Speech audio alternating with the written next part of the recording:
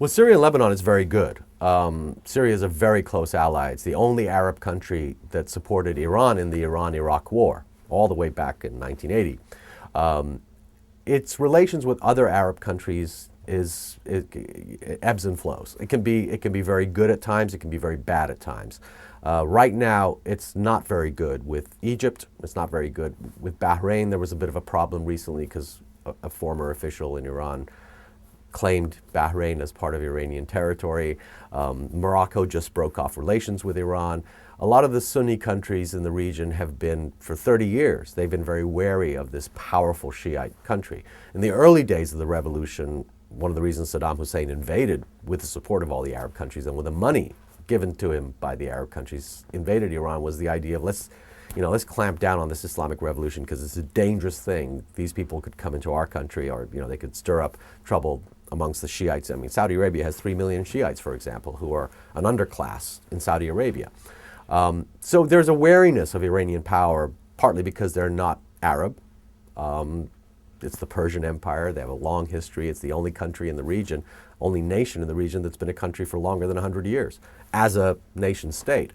So there's wariness, but Iran has made efforts in the past under President Rafsanjani, and then following that, under President Khatami, there was a great effort to mend relations with Saudi Arabia, with a lot of other countries in the region, and they were successful in that. Under Ahmadinejad, it's been a little bit bumpier, I would say. Egypt is a specific problem going all the way back to the Shah, being admitted to Egypt by Anwar Sadat, the assassination of Anwar Sadat. There's this major boulevard in Tehran named after Anwar Sadat's assassin. There's a billboard of him as a martyr hero.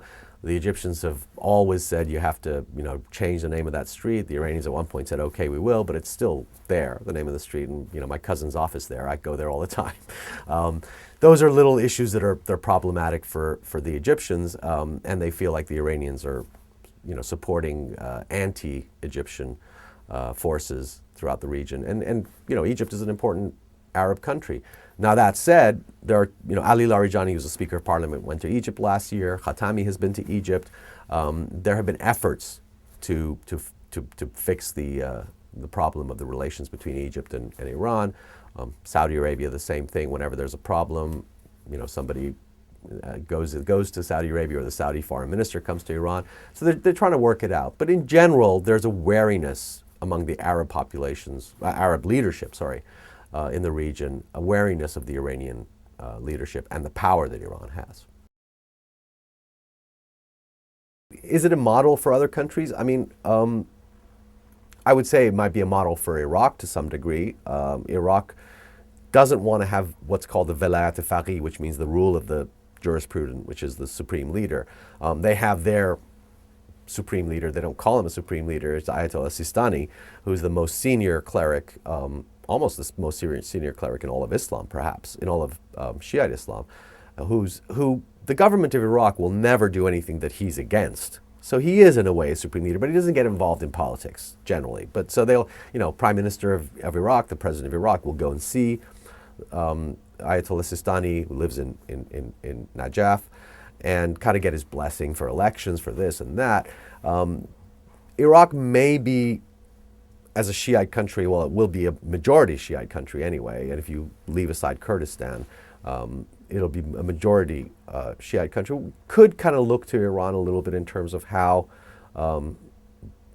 they view Islam and how Islam has able to be. I mean, Iraqis have actually traditionally been more fundamentalist than Iranians when it comes to Shia Islam, oddly enough. And there are things about liquor stores and being bombed and stuff like that. Well, of course, liquor stores don't exist in Iran, but everybody drinks. So maybe they could learn that. They don't have to make it so public, and everybody can just quietly drink.